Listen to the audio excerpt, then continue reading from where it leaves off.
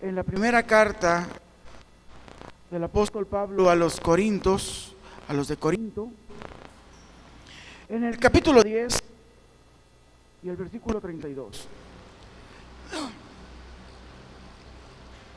Cuando lo tenga, indíquelo con un amén fuerte. Bueno,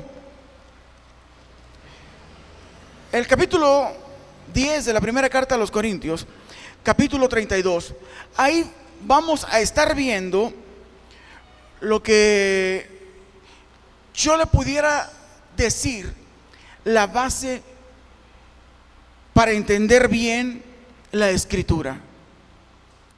Porque a veces confundimos la profecía y declaramos a cierta clase de gentes profecías que no son. Hoy es muy frecuente que nosotros le estemos dando cosas proféticas, por ejemplo, que le corresponden a Israel, para dárselas a la iglesia. Pero en el capítulo 10 de primera carta a los Corintios, el versículo 32, la Biblia dice así: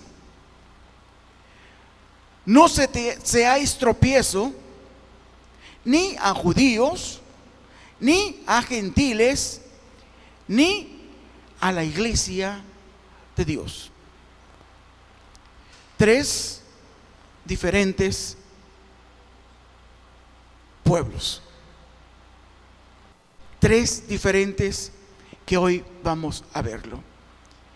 Incline su rostro. Padre, te damos gracias por la bendición que nos has dado de estar aquí. Gracias por tu misericordia y pedimos, Señor, que nos auxilies en esta noche para poder expresar esto que es tan importante para nosotros como iglesia, en el nombre de Jesús. Amén. Voy a pedir a dos personas que me ayuden aquí arriba a leer. Dos personas que sepan leer así fuerte. Súbase aquí, por favor, y ayúdeme. Bien, siéntese. Comenzamos. Si usted va a ver allá la gráfica, vamos a ver las clases de personas. Mire, ahí hay las clases de personas que Dios ve. En la primera carta a los Corintios que acabamos de leer, vengas para acá, dice que no seáis tropiezos ni a quienes, ni a judíos, ni a gentiles, ni a la iglesia de Dios. Marca a tres diferentes. Vamos a ver las clases. Habla ahí de quiénes. Habla de gentiles. ¿Quiénes son los gentiles? Los gentiles son todos aquellos pueblos que no eran de la raza de Israel. Todos los nacidos desde Adán hasta el tiempo de Jesucristo, todo pueblo que no era judío era considerado como gentil. Por lo tanto, la siguiente, que es después de los gentiles, ahora son los judíos. ¿Quiénes eran los judíos? El pueblo escogido de Dios, los israelitas. Pero aparte de eso, Dios ve una tercera clase de pueblo. ¿Cuáles son? La iglesia. Me va a decir, hermano, espéreme, usted está tomando solamente un texto y de ese texto quiere hacer toda una teología o quiere hacerme ver que solamente son tres. No, vamos a ver un pasaje donde nos va a declarar esto perfectamente. Mientras me buscan Efesios capítulo 2, versículos del 11 en adelante, ahí vamos a estar viendo cómo Dios marca esto. Efesios capítulo 2, versículo del 11 en adelante. ¿Quién lo lee? Y vamos a estarlo analizando. ¿Qué le parece? Bueno. ¿Sí? Por lo tanto, acordaos de que en otro tiempo nosotros los gentiles, en cuanto a la carne, eras llamado incircuncisión. Ahí habla del primer pueblo. Por la llamada. A ver, primero habla de quiénes. Efesios 2:11.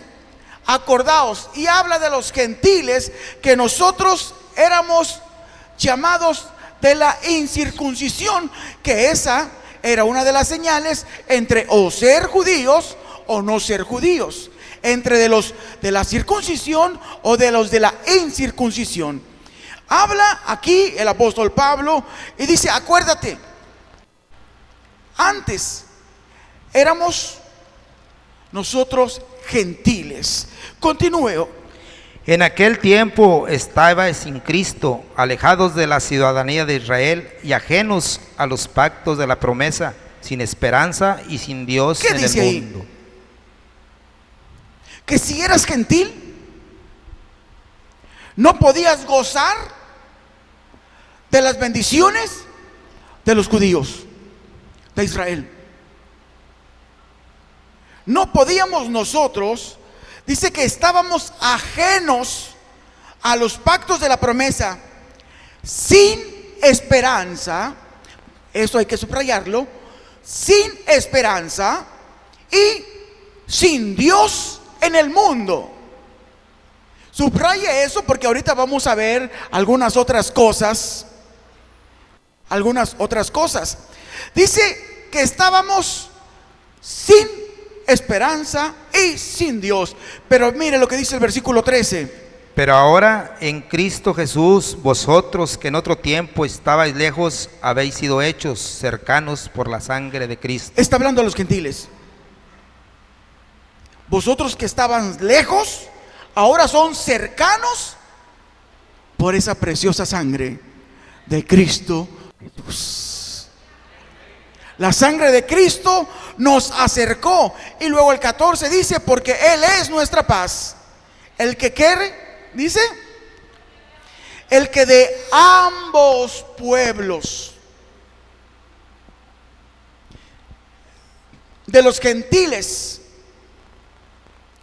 y de los judíos, de ambos pueblos, hizo ¿qué? Uno. La iglesia.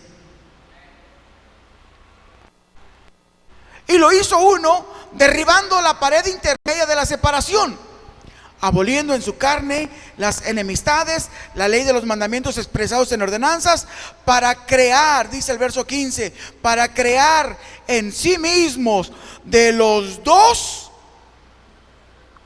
uno solo. Uno solo, un nuevo hombre haciendo la paz. ¿Cómo? ¿Cómo es que hizo un solo pueblo?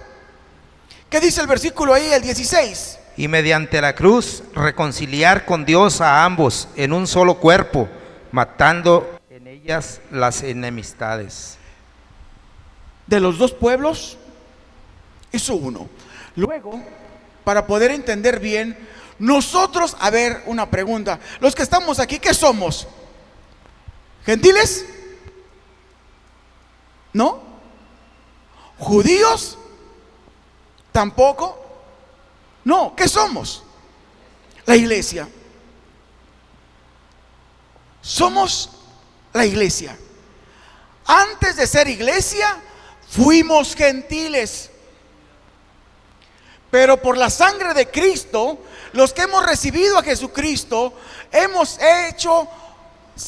sido hechos hijos de Dios. Hoy, iglesia. Y si algún judío, y esto es para entenderlo bien, si algún judío recibe a Jesús como su Salvador, ya no va a ser considerado judío, sino iglesia. De los dos pueblos hizo uno. Luego entendemos que ahora Dios ve solamente tres tipos de gente: los gentiles, los judíos y la iglesia, que surge de los dos pueblos. ¿Qué más podemos decir de esto? Bueno, ¿quiénes son los padres de los gentiles? Todos los gentiles, toda la raza humana viene de un solo hombre. Se llama Adán. Dios creó a Adán y creó a Eva y los hizo perfectos, pero tanto Adán como Eva le cedieron los derechos al diablo porque desobedecieron la ley de Dios, la orden de Dios, perdón, que les había dicho: no comas del árbol del bien y del mal, porque el día que lo comieres, moriréis. Ellos comieron y murieron. Y después, durante la Biblia dice: porque por el primer hombre entró el pecado, por Adán. Y entró la muerte, ¿por quién? Por Adán. Y aquí es donde viene, muchos dicen: es que todos somos hijos de Dios. No confundamos. Todos somos creación de Dios. Pero si no ha recibido a Cristo como su Salvador, es gentil, es hijo de la creación, hijo de Adán, pero no es hijo de Dios. Luego, ¿quién es el padre de los judíos? Cuando hacemos un recorrido bíblico, nos vamos a dar cuenta que desde el capítulo 1 de Génesis hasta el capítulo 12, ahí aparece Adán. Porque la descendencia de Adán había fracasado. Y Dios había hecho primero, mandado el diluvio, y luego después con Babel dispersado las naciones porque se habían vuelto a la idolatría. Y Dios separa de ahí a un hombre para hacer un pacto con él: Abraham, el padre de la fe. Y de Abraham nace el pueblo de Israel. De hecho, durante toda la escritura, Israel, y aún hasta hoy, lo considera a Abraham como su padre. De hecho, porque de los lomos de Abraham surge toda la prole israelita.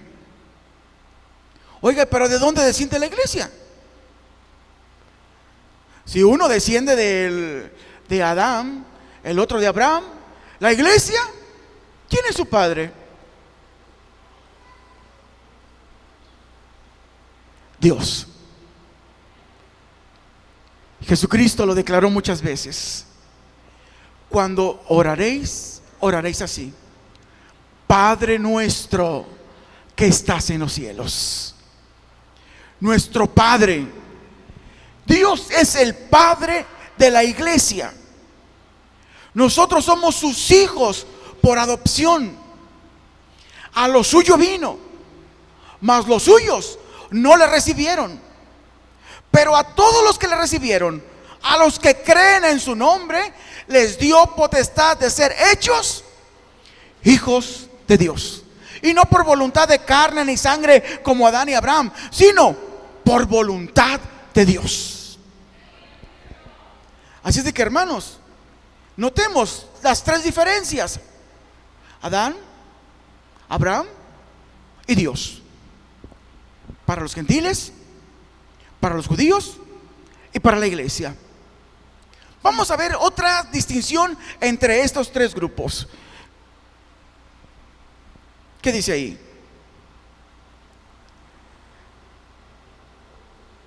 ¿Cómo se les llama? A muchos no les va a gustar cómo se le dice a los gentiles, pero es esto: a los gentiles se les dice que son hijos del diablo. Ay, ay, ay. ¿Pero por qué le dice que son hijos del diablo? Porque desde Adán le cedió todos los derechos. Están en este mundo y el príncipe de este mundo es Satán. El padre del pecado es el diablo.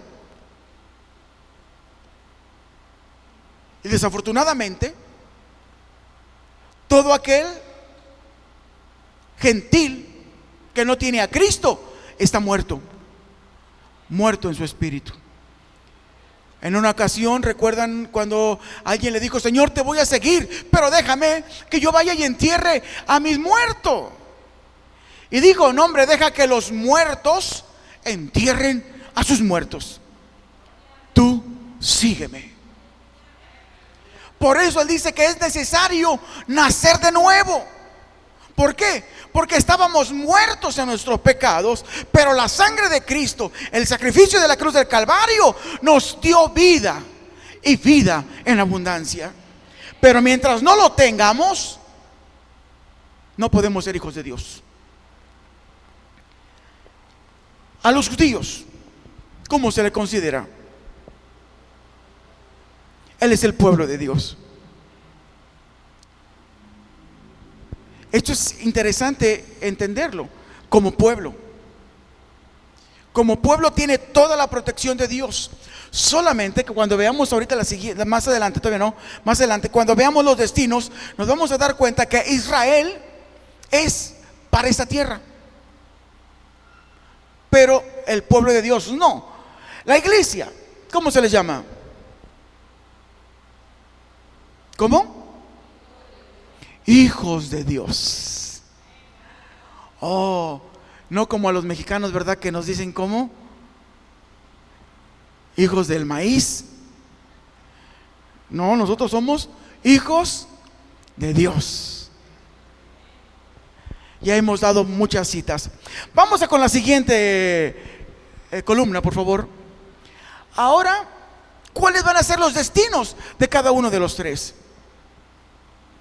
Para los gentiles, ¿cuál es su destino? Póngalo. ¿Cuál es? El infierno. ¿Por qué, hermano? Por cuanto todos pecaron y están destituidos de la gloria de Dios. Porque la paga del pecado es muerte. Y usted va a encontrarse que ningún pecador puede entrar al reino de los cielos. Y desafortunadamente la herencia que Adán deja a esta tierra es el pecado y es la muerte. Y si está en pecado y está en la muerte, el destino para los pecadores, el infierno. Quiera creerlo o no quiera creerlo, esto está destinado. Es triste, pero es el destino para los gentiles. Para los judíos, ¿cuál va a ser su destino? La tierra prometida. Aquí hay que tener mucha atención. Israel no va al cielo.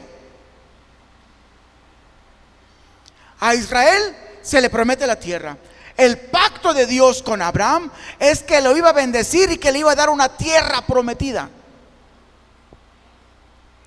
Y cuando nos vamos a la profecía que durante estos días vamos a estar viendo, vamos a ver cómo Israel entra en la carne a lo que Dios le promete. Para él es la tierra prometida. En el milenio, que estamos casi a punto de llegar. Faltan cuando menos 7 años más lo que reste de aquí hacia el arrebatamiento de la iglesia. Entonces ese tiempo, no sé cuánto sea, ese tiempo Israel va a tener su tierra prometida. El Mesías, Jesús, va a venir a reinar por 1000 años en esta tierra. Y si usted y yo somos fieles y nos vamos en el arrebatamiento, vendremos a reinar con Cristo por 1000 años, a gozarnos y a ministrar a Israel. Que Israel va a estar con este cuerpo como el nuestro, pero nosotros vamos a estar con cuerpos glorificados, semejantes a Dios. Para Israel es entonces la tierra prometida. Y para la iglesia, ¿cuál es? el cielo. A nosotros, a los que hemos recibido a Cristo, iremos a donde está Jesús. Jesús dijo: Padre, yo quiero que a los que me has dado estén en esa gloria que tú me diste anterior. Quiero que estén conmigo. Dijo Jesús: ¿saben qué? En la casa de mi Padre muchas moradas hay, y yo voy a prepararles lugar. Yo les voy a preparar lugar allí, porque vendré y os tomaré a mí mismo. Para nosotros es el cielo. Seguimos con la siguiente columna. ¿Cuál va a ser la conducta de los gentiles? Carnal. Ellos van a vivir en la carne. Van a buscar lo terrenal, van a buscar el pecado, van a buscar los deleites de su propia carne, sus propias concupiscencias, porque eso es lo que hace que el pecado viva así. No les va a interesar las cosas de Dios, a menos que el Espíritu Santo trabaje con ellos y ellos lo dejen trabajar. Es la única forma, como lo hizo el Espíritu Santo con nosotros, que trabajó, nos dijo que necesitamos a Jesús, lo recibimos y cambiamos de gentil a iglesia. Pero mientras no éramos iglesia, lo carnal era lo que reinaba con nosotros. Aquí viene la otra. Israel, ¿cuál va a ser su conducta? ¿Cuál? Carnal. Hermano, ¿cómo está eso? Es que ellos van a vivir en esta tierra. Mira, alguien me preguntó alguna ocasión: hermano, ¿pero por qué? Yo conozco a muchos judíos y esos maldicen, y ellos también a veces se embriagan. ¿Dios los quiere así? ¿Qué le contestaría a usted? ¿Mandé? Es que ellos son carnales. Yo pregunto, ¿David se embriagaba? ¿Perdón? ¿Sí? ¿Y era conforme al corazón de Dios?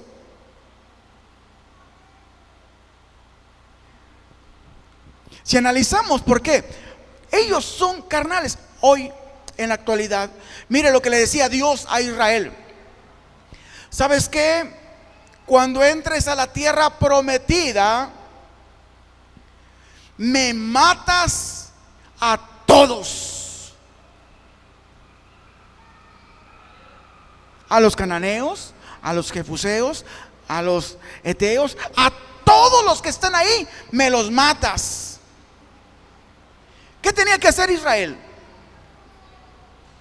Tomar la espada y matarlos, porque esa era la orden de Dios. Por eso Israel habla de lanza, de jabalina, de espada, de escudo, de arco. ¿Por qué? Porque esas eran sus armas, eran carnales. Para conquistar la tierra prometida tenía que usar todo eso. Pero y la iglesia ya no puede. Oiga, hermano, ya no podemos nosotros sacar también la espada y decirle: ya te lo llevas o te lo mando. No,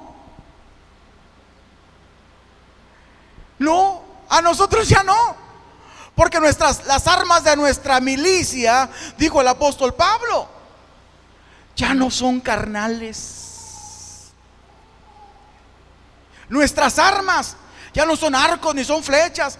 Hoy, si dijéramos, ya no es la cuerno de chivo, ni las bazucas, ni los tanques, ni los tomahawk, todo eso que se utilizó ahora en la guerra de Irak.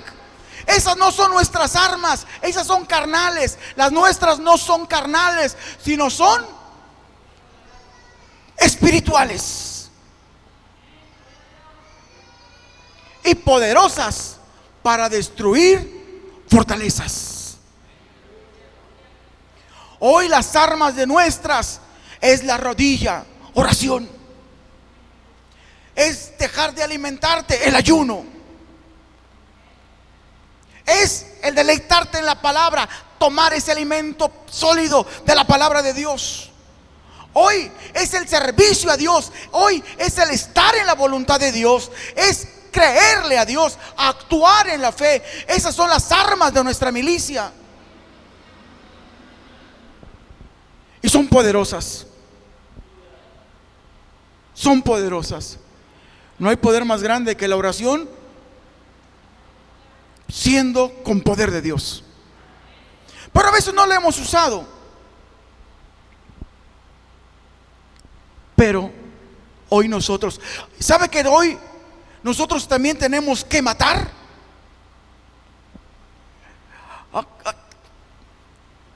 ¿Cuántos de aquí quieren matar?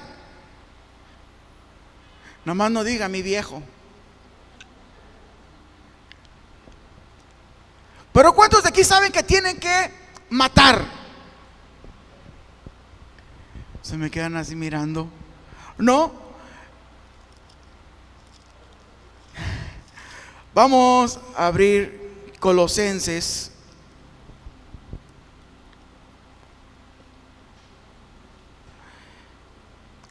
Capítulo 3. Si lo tienen aquí atrás, Colosenses capítulo 3, versos del 1 al 5. ¿Lo tienen? Amén. Lo leemos, por favor. Si pues habéis resucitado con Cristo, buscad las cosas de arriba, donde está Cristo sentado a la diestra de Dios. Eso es para nosotros. Sígale. Poned la mira en las cosas de arriba, no en las de la tierra, porque habéis muerto y vuestra vida está escondida con Cristo en Dios. Sígale. Cuando Cristo, vuestra vida, se manifieste, entonces vosotros también seréis manifestados con Él en gloria. Mire lo que dice el versículo 5. Haced morir, ¿Qué pues, es eso de hacer morir? Mata.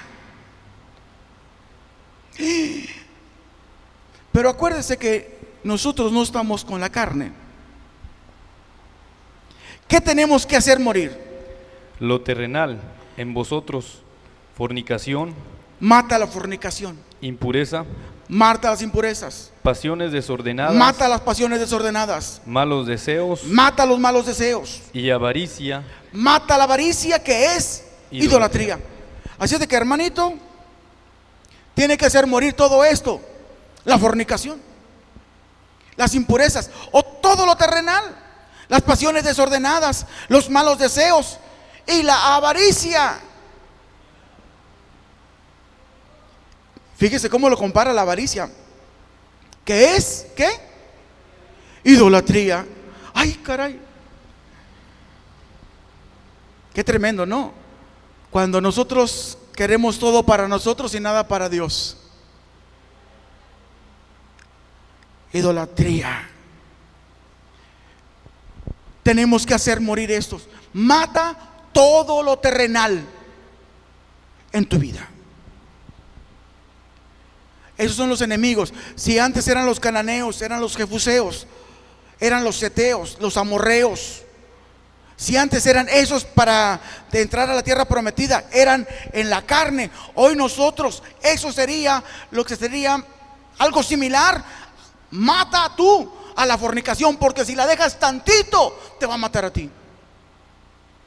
Mata los malos deseos, porque si le abres tantito y no lo matas, te va a matar a ti. Mata todo lo terrenal, porque si dejas lo terrenal, te va a matar a ti.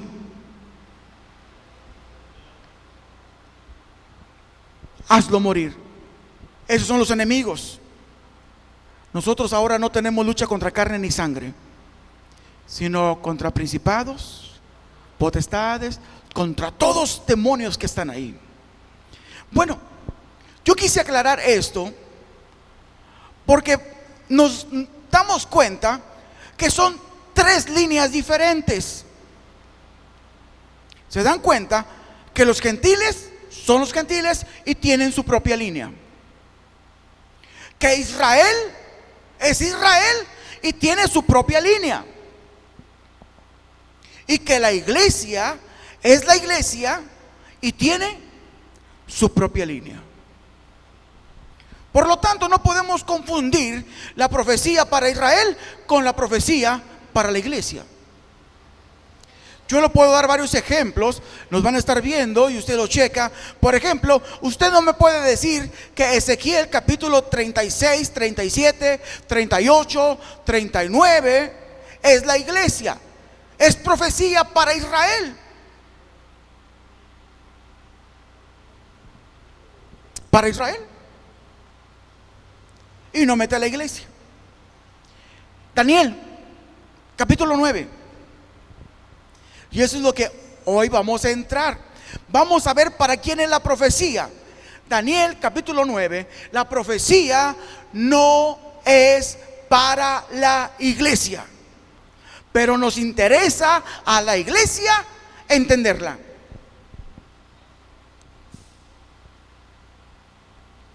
Capítulo 9, versículo 1 al 3, por favor, de Daniel. Cuando lo tengan acá atrás me lo indican. Mientras otro busca Daniel capítulo 9, versículo 19 en adelante. Lo vamos a leer despacio. ¿Quién lo tiene? Por favor. En el año primero de Darío, hijo de Asuero, de la nación de los Medos, que vino a ser rey sobre el reino de los caldeos, en el año primero de su reinado, yo, Daniel, miré atentamente en los libros el número de los años de que habló Jehová al profeta Jeremías, que habían de cumplirse las desolaciones de Jerusalén en 70 años. Y volví mi rostro a Dios, el Señor, buscándole en oración y ruego, en ayuno, cilicio y ceniza. Ok, si vemos ahí, estamos viendo que Daniel estaba viendo sobre Israel. Si quiere ponerlo.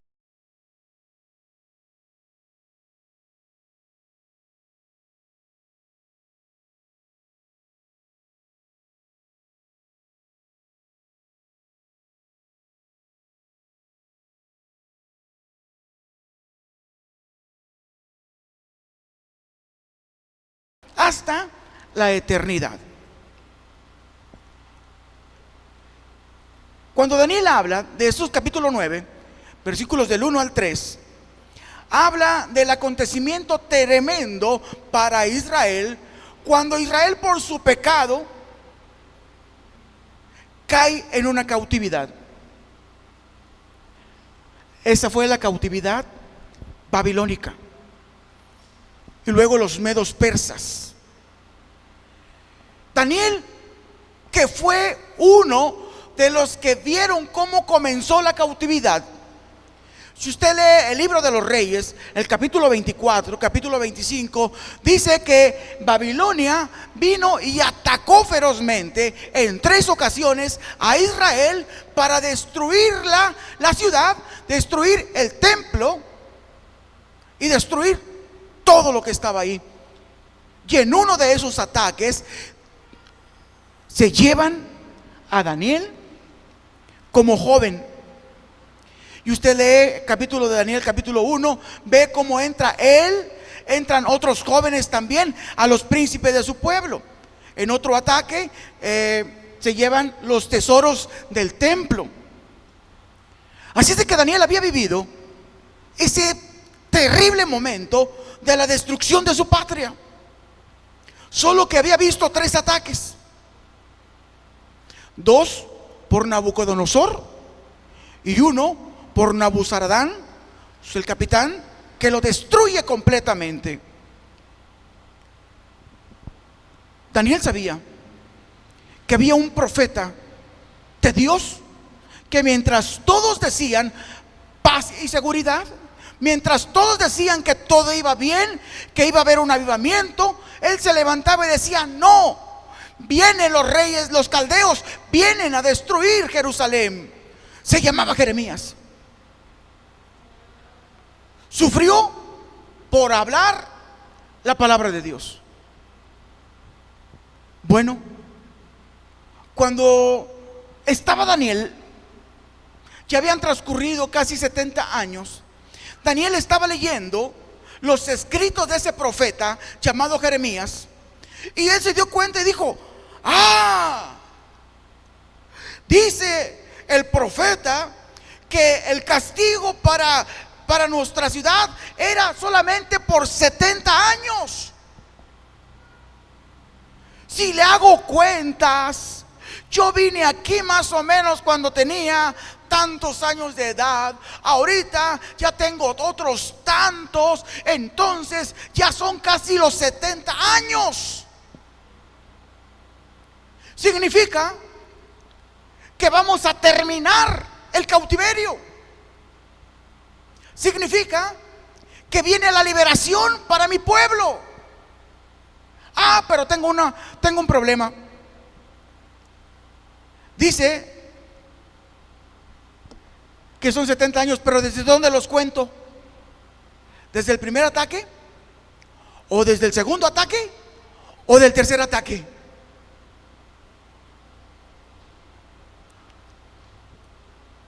Mire, eso me recuerda mucho a los tiempos que estamos viviendo. Hoy, al igual que Daniel, los que escudriñamos la palabra, sabemos que viene un acontecimiento que va a ser libertad para la iglesia. Se llama el rapto. Y que tiene que acontecer antes de que se cumpla la profecía que Dios le da a Daniel, que son de 70 semanas. Todos sabemos que está por aparecer en las nubes con voz de mando y con trompeta de Dios. Va a descender a las nubes Jesús para llevar a su iglesia. Y es de un momento a otro. El tiempo, como dijo Daniel, ya se cumplieron los 70 años, pero no sé cuándo sea. Así, el tiempo del acontecimiento del arrebatamiento de la iglesia ya terminó. Pero ¿cuándo? No sé. Porque el día ni la hora nadie lo sabe. Solo nuestro Padre que está en el cielo. Pero al igual que Daniel, los que escudriñamos la escritura, sabemos que el tiempo ya se cumplió.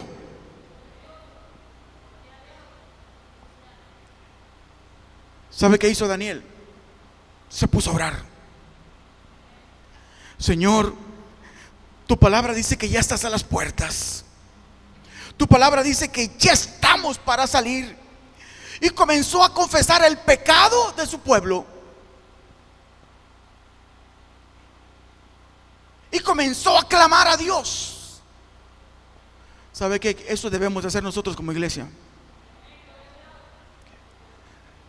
Cuando veas que el acontecimiento se acerca, en vez de irte a lo terrenal, vete a buscar a Dios. Vete a clamar y dile: Señor, ¿cuándo sucederá?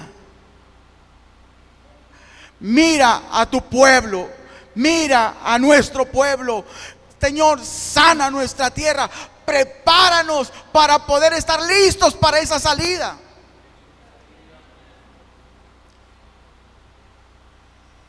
El versículo 20, léalo por favor. Mire lo que dice. Todavía no lo ponga.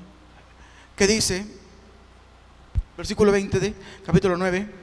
Aún estaba hablando, llorando y confesando mi pecado y el pecado de mi pueblo Israel, y derramaba mi ruego delante de Jehová mi Dios por el monte santo de mi Dios. Ok, ¿por qué estaba rogando? Confesando el pecado y el pecado de mi pueblo Israel. Márquelo bien eso.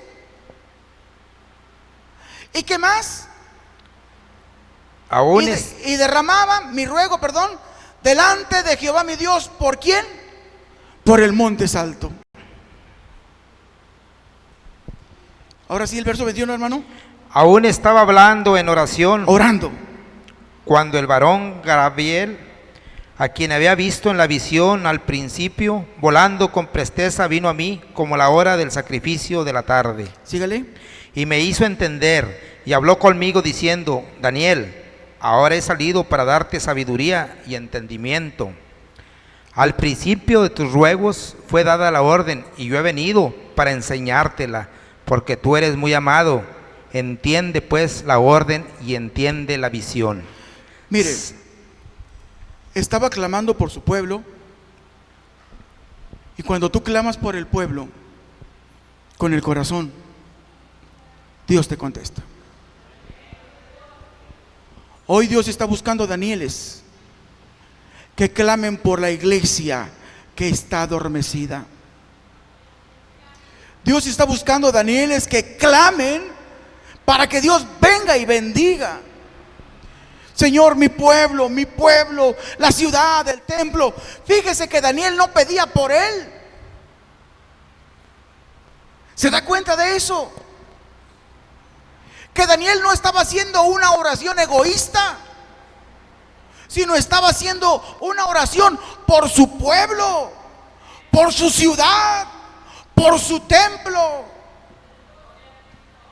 Él no decía: Señor, bendíceme a mí, ya sáqueme de aquí de la cautividad. Mira que yo te he servido, mira que por 70 años yo he sido tu siervo, ten piedad de mí. Él no decía así, decía: tu pueblo, tu ciudad, tu templo. Hoy debemos de clamar así: Señor, tu iglesia, los que están perdidos, tu templo, Señor.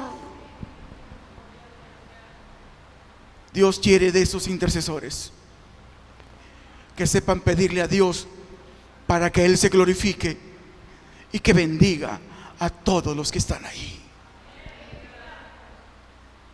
Dios le manda a Gabriel y le manda para darle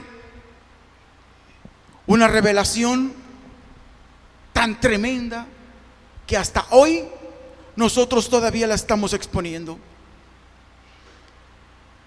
Dice el siguiente versículo, fíjese lo que dice, por favor, verso 24. 70 semanas están determinadas sobre tu pueblo y sobre tu santa ciudad para terminar la prevaricación y poner fin al pecado. 70 semanas están, ¿qué?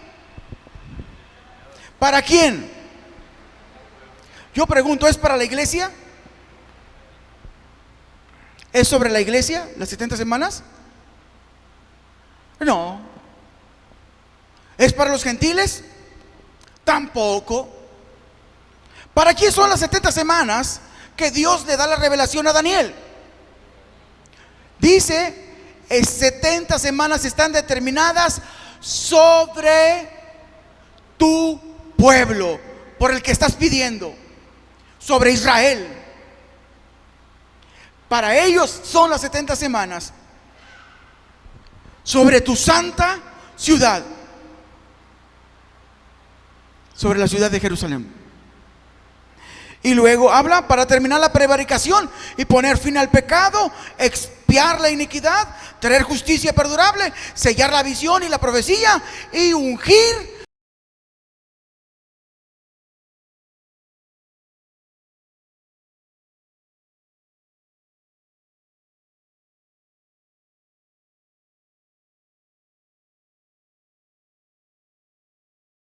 la iglesia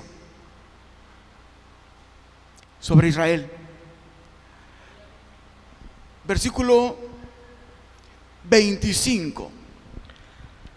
Sabe pues y entiende que desde la salida de la orden para restaurar y edificar a Jerusalén hasta el Mesías príncipe habrá 7 semanas y 72 semanas. Hasta ahí, y 62 semanas. ¿Recuerdan? Daniel estaba orando porque ya era el tiempo de volver a reedificar. Le dice: mira, desde que salga la orden para reedificar tu ciudad, van a ocurrir primero 7 semanas. Esa va a ser para la reconstrucción. Pero luego va a haber otras 62 semanas. Hasta ahí. Dice que se iba a restaurar y edificar Jerusalén. Si usted ve la historia, se va a dar cuenta y ellos se gloriaban de que en poco tiempo habían restituido Jerusalén, que ya tenían su nuevo templo, el templo de Zorobabel, lo cual Nehemías y Esdras estuvieron trabajando bajo ahora sí, el apoyo de 3 profetas: Ageo, Malaquías y Zacarías. Y sabe que no le fue fácil. Si usted lee Nehemías, dice que Nehemías llegó el momento que para poder edificar tenía que tener con una mano la espada y con la otra trabajando, porque el diablo siempre quiere destruir la obra de Dios. Mas sin embargo se reedificó. Esas 7 semanas pasaron, pero tenían que pasar otras 62 semanas y terminaba con algo más. ¿Cuál es? Verso 25. Sabe pues y entiende que desde la salida de la orden para restaurar y edificar a Jerusalén hasta el Mesías príncipe habrá 7 semanas, y 62 semanas se volverá a edificar la plaza y el muro en tiempos angustiosos. Fíjese cómo ya estaba profetizado, ¿eh? Por eso batalló tanto Nehemías. Le coartaron la primera ocasión que quiso reedificarlo. Pero dice, eso fue por 7 semanas. Verso 26 dice, y después de las 62 semanas, ¿qué iba a ocurrir? Se quitará la vida al Mesías, mas no por sí, y el pueblo... Hasta ahí, hasta ahí.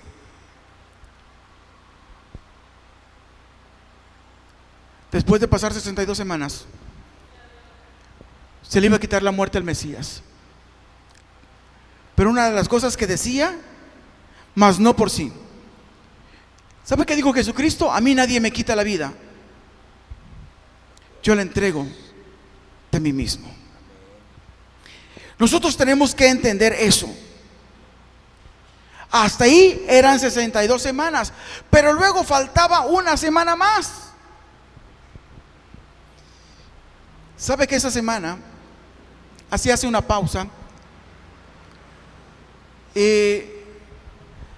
yo quiero que veamos esto? Ponga, y el pueblo de un príncipe que ha de venir. ¿Quién era ese pueblo? Roma. Cuando Dios le da la profecía a Daniel, Roma no existía. Estaba el imperio babilónico, luego estuvo el imperio medo-persa, que continuó después hasta que fue destruido por el imperio griego, que a su vez el imperio griego es destruido por el imperio romano. Por eso dice, y el pueblo de un príncipe que ha de venir, ¿qué iba a hacer? Destruiría la ciudad y el santuario. Esa profecía Jesucristo se las dijo. No va a quedar piedra sobre piedra. Dicho y hecho. En el año 70 después de Cristo, Tito Vespasiano, el general romano, entró a la ciudad que ya estaba vuelta a reedificar y la destruyó, y no quedó piedra sobre piedra. Puedo contarle mucho de cómo fue este suceso, pero ahorita no quiero extenderme tanto. Dice que fue destruido el templo. Yo pregunto, si dice de ahí, y su fin será con inundación y hasta el fin de la guerra, y por otra semana, yo pregunto, ¿cuál será la otra semana? ¿Cuándo será la otra semana? Porque ya el verso 26 me habla de la semana número 70 de Daniel, si gusta ponerla. Pero si se fija, yo la pongo adelante. ¿Por qué? ¿Y por qué ese inter no lo marco?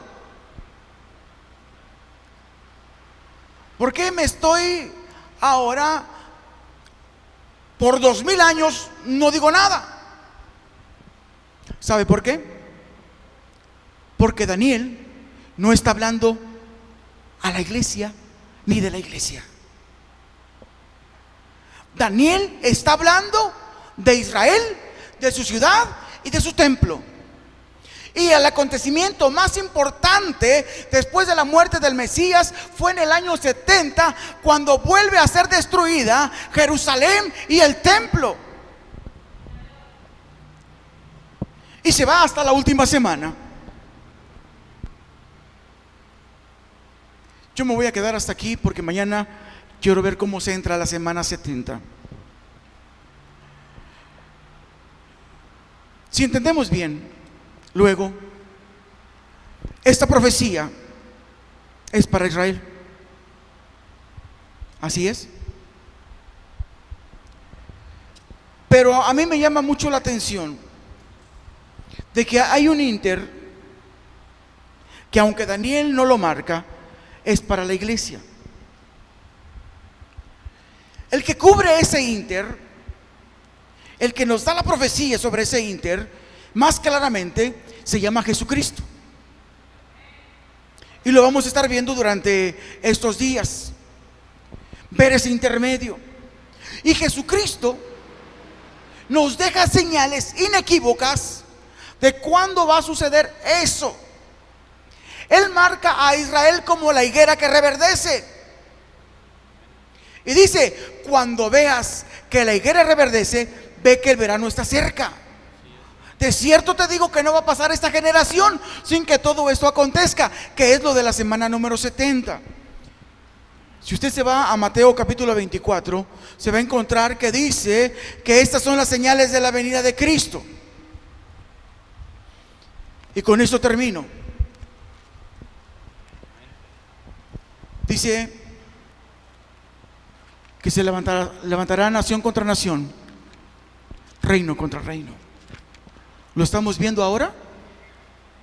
Sí. Que habrá hambres. ¿Lo estamos viendo? Sí. Que se levantarán falsos cristos por todos lados. ¿Lo estamos viendo? Sí. Que se levantarán falsos profetas por todos lados. ¿Lo estamos viendo? Sí. Y le puedo dar todas las señales antes de la segunda venida de Cristo, que es con lo que yo creo que va a comenzar la semana número 70. Y todas las señales ya se cumplieron. Solo me falta una: el arrebatamiento de la iglesia. Pero la iglesia debemos de estar al igual que Daniel. Señor, tu profecía dice que estas señales se iban a cumplir y ya se cumplieron. ¿Cuándo será? ¿Por qué todavía estaremos sufriendo? Sabe que hoy más que nunca una de las cosas de la profecía es que el enemigo se va a tener que levantar fuertemente para golpear a la iglesia. Yo creo que es tiempo que la iglesia comencemos a clamar, como dijera Juan, y el Espíritu y la iglesia dicen: ven, Señor Jesús. Es tiempo de clamar, es tiempo de orar. No es tiempo, como decía una hermana, de vivir simplemente por vivir, de vivir a sin ton y son, vivir como jugando al cristianismo. No, es tiempo de ser verdaderos cristianos que ardan con el fuego del Espíritu de Dios. Es tiempo de que comencemos a clamar porque la llenura del Espíritu de Dios esté sobre la iglesia y despierte al que está durmiendo. Es tiempo de clamar por nuestro pueblo, por nuestra ciudad, por nuestro templo. Y decirle: Señor, como dijo Habacuc, aviva tu obra en medio de los tiempos, y en menos de los tiempos dala a conocer, y en la hora de la ira acuérdate de la misericordia. Lo voy a invitar a que se ponga de pie.